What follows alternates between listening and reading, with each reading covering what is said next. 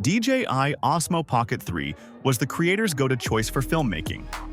With the Pocket 4 launched in April 2026 and the Pocket 4P teased just days ago, it's the best time to sit down and honestly compare all three. Whether you're sitting on a Pocket 3 wondering if it's time to upgrade, or you're completely new to the series, here's everything you need to know.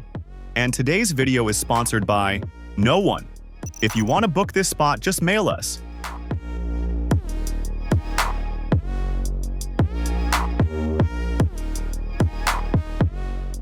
At first glance, all three cameras look like siblings. DJI has deliberately kept the same core design across generations. A small rectangular body with a 2-inch rotatable OLED touchscreen at the center and a 3-axis mechanical gimbal at the top. That consistency is actually a good thing because most Pocket 3 accessories are compatible with the Pocket 4, so you're not throwing away your existing setup when you upgrade.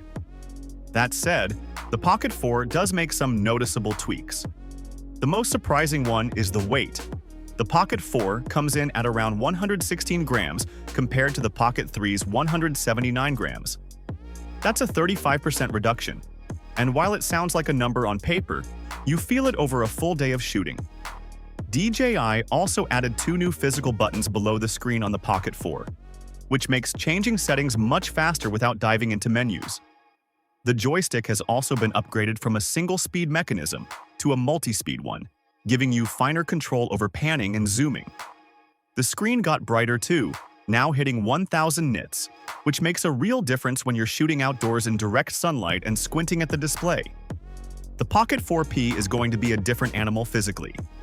Based on the official teaser DJI posted on May 7th to 8th, 2026, the 4P has a visibly larger gimbal head to house 2 separate camera modules stacked vertically.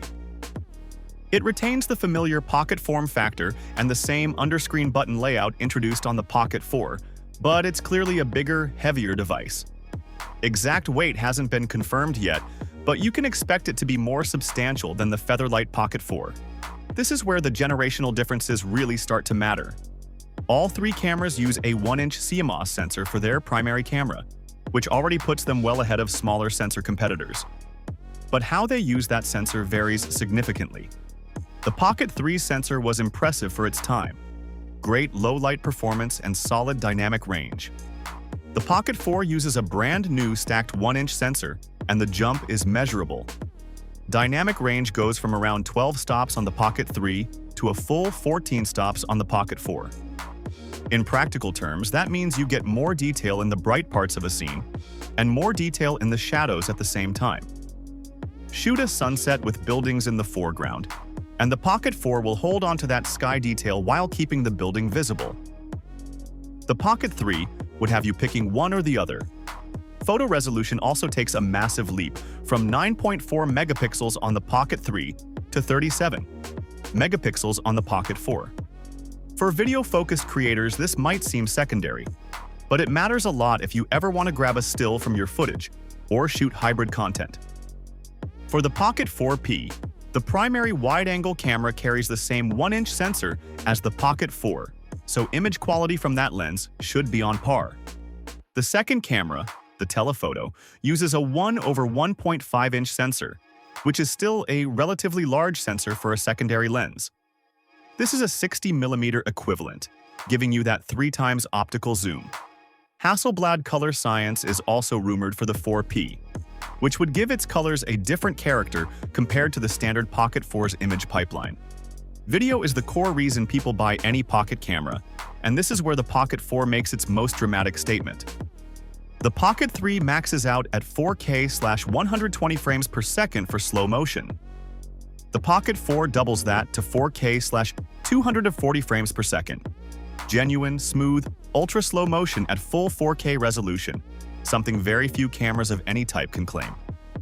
The Pocket 3 was already doing 4K/120 frames per second in an era where many cameras still drop to 1080p for high frame rates, so for the Pocket 4 to push that ceiling to 240 frames per second in 4K is genuinely impressive. Beyond slow motion, the Pocket 4 introduces proper 10-bit D-Log, which gives colorists far more latitude in post-production. The Pocket 3 had color profiles too, But the Pocket 4's 10-bit pipeline is closer to what you'd expect from a dedicated cinema camera. If you grade your footage professionally, this matters enormously. DJI also added 6 new film tones baked directly into the camera, so if you prefer to shoot and share without color grading, you now have more stylistic options straight out of the device. The Pocket 4P is expected to match the Pocket 4's video capabilities, 4K/240 frames per second and 10-bit D-Log, but apply them across 2 lenses. What this means practically is that you could be shooting a wide establishing shot and seamlessly cut to a 3x optical zoomed telephoto close-up, both at the same quality level. For solo creators, that kind of optical flexibility without carrying a second camera is a genuinely big deal. All 3 cameras use DJI's 3-axis mechanical gimbal, which is fundamentally what separates the Pocket series from action cameras and phones. You're not relying on software tricks. There's real hardware physically moving to compensate for your motion, which produces a noticeably smoother result in challenging conditions like walking fast, running, or shooting from a moving vehicle. Where the Pocket 4 steps things up is in its subject tracking. Active Track 7.0, found on the Pocket 4, is a significant improvement over the Pocket 3's Active Track 6.0. It can now track subjects even when you're zoomed in at 4 times, which the previous version couldn't do reliably. It also recognizes more subject types, people, pets, vehicles, and introduces a registered subject priority feature, where you can pre-register yourself so the camera always knows who to focus on, even in crowded scenes. For anyone shooting solo content, this is one of the most useful real-world upgrades. The Pocket 4 also adds gesture control, so you can start or stop recording just by raising your hand. No touching the screen needed. The Pocket 4P will presumably carry the same or improved stabilization system, given the need to keep 2 camera modules stable simultaneously. No specific tracking details have been confirmed yet, but there's no reason to expect DJI to regress on that front. What the Pocket 3 is now, the entry point of the lineup at around $389 to $429, and it remains an excellent camera. If you're new to the series and budget is a concern, the Pocket 3 still delivers everything that made this line famous. The Pocket 4 at $499 is the sweet spot right now.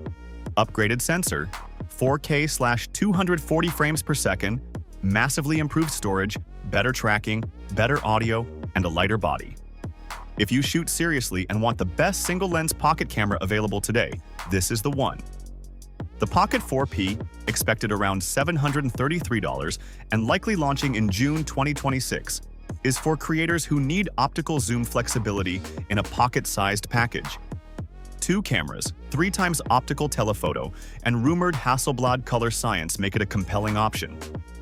But it's worth noting that it almost certainly won't be sold officially in the US due to DJI's ongoing FCC regulatory issues. For US-based buyers, that's a real problem that needs a real answer before pulling the trigger.